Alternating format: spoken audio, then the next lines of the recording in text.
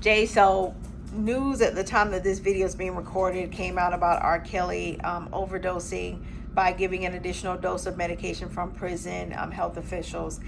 And I gotta be honest with you, I'm really kind of disgusted by some of the responses that I've seen. We watched a clip from the Breakfast Club, and they are being nonchalant, cavalier. And then, on social media, people are like, anyway, what are y'all cooking for dinner today? Do anybody put red pepper and flakes in their spaghetti? Like, it's insane. And so I just wonder why, one, we think it's far-fetched that he could be, in harm's way. And then two, why is it so easy for us as a people to get down on each other, celebrity or not? I don't know, man. I think we've been taught to be that way. And we've been taught to be shitty towards each other and be horrible individuals towards each other. When you talk about the Breakfast Club, it's starting to disgust me. I mean, I think that they do provide, especially when they brought Lauren LaRosa in, they do provide a whole lot better news quality about keeping up with current events and things that's going on. But the regular staff, especially the remaining staff, and I think this is probably why Angela Yee took the opportunity to go ahead and do her own thing. Charlamagne and Envy are horrible. They're horrible. They're very biased to people who they deal with, because people who they cool with, they always making excuses for them. And then you got other people, who they feel a way about, they always going in on. My problem with that is, when you want to cross over into journalism, you have to actually tell the truth. It ain't about your fucking feelings and opinions with real journalism. And that's where we lose the thing, because think about what Emmy was talking about R. Kelly, so he don't know that there was a tape of him with a young lady.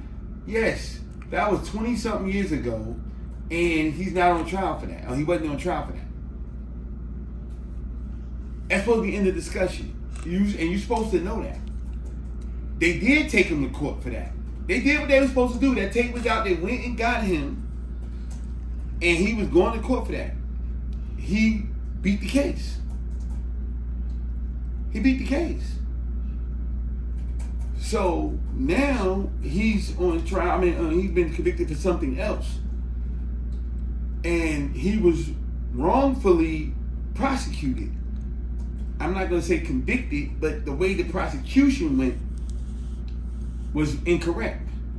And I keep telling these dummies, and I keep saying it right here, because they can do it to him, they're going to do it to a regular person. And there's a whole lot more regular people going to jail that look like me, than it is celebrities.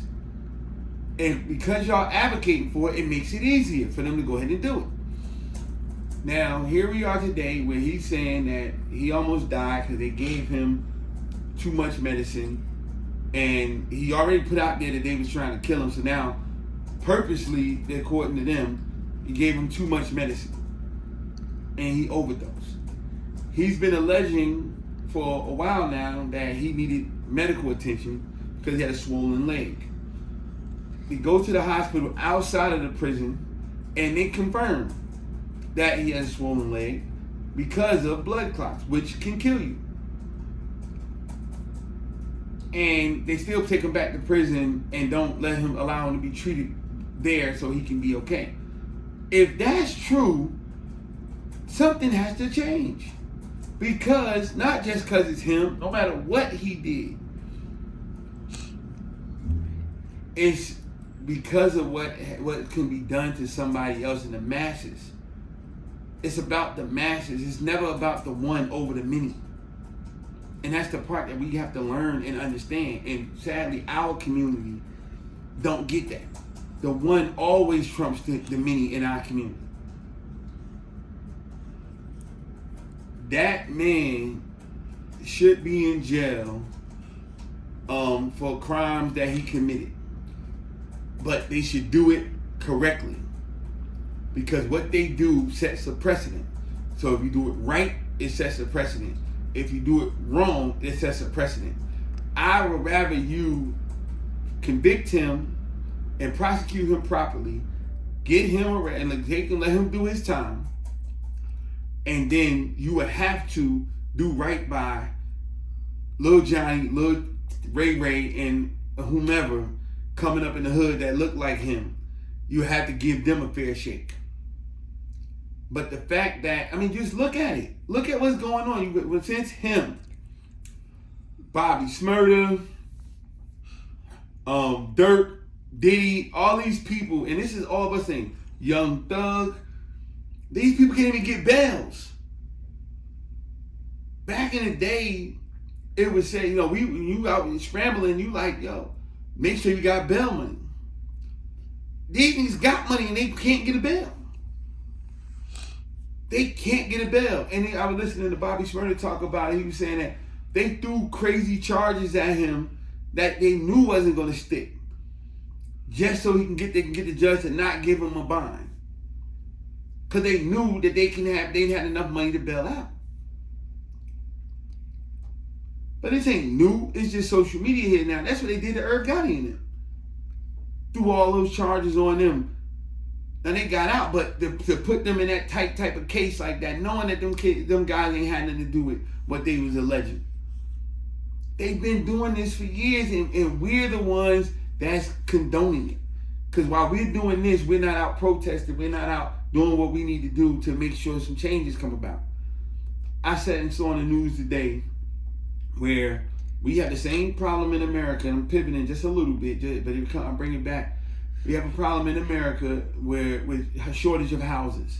And we have a bunch of different reasons, but one good big reason is short-term rentals, Airbnb, Verbo, stuff like that. A lot of houses that would have been available for people to have are now being held out for short-term rentals. Well, in Europe, just as many protests about Trump, those protests are going on with tourism, against tourism and short-term rentals there. Now, priorities. Our priorities. The people don't have enough place to stay. They're bitching and moaning about that. They're locking up our people randomly and doing whatever they want to do. We're not complaining about that, but we go out and complain about some dumb shit. We got to get our priorities right. And we're so worried about, look, at the end of the day, again, you did not convict R. Kelly. They did everything they were supposed to do. He just lost in court. I mean, they lost in court. Same with OJ, same with Michael Jackson. They beat the case. They did everything right. They just beat the case. Sharpen up your case. Here they go now. They want Diddy to go to jail for Cassie. Well, that was reported too late for prosecution, but criminal anyway, prosecution. But they had a civil case, which she won, and he paid her. That part, sadly to say, is over. It's over. So you can't throw trumped up charges against him just to rope it back to the Cassie thing. Same with R. Kelly. You can't bring that up now. That's called double jeopardy. So you throw some other stuff in there. I don't know if it's true or not. And if whatever it is true, he should be in jail for it. But how he was handled was disgusting. And it was unlawful. And how he's being handled now, if everything that he's alleging is true, is unlawful. And yes, he probably can come home under the right circumstances because he can sue. But ain't no way he gonna be like, no, what are you talking about? This is the law that we supposed to be upholding. Now we know as black people don't give a fuck about that a lot, as much as they should when it comes to us. But I expect that we should give it then, no matter what.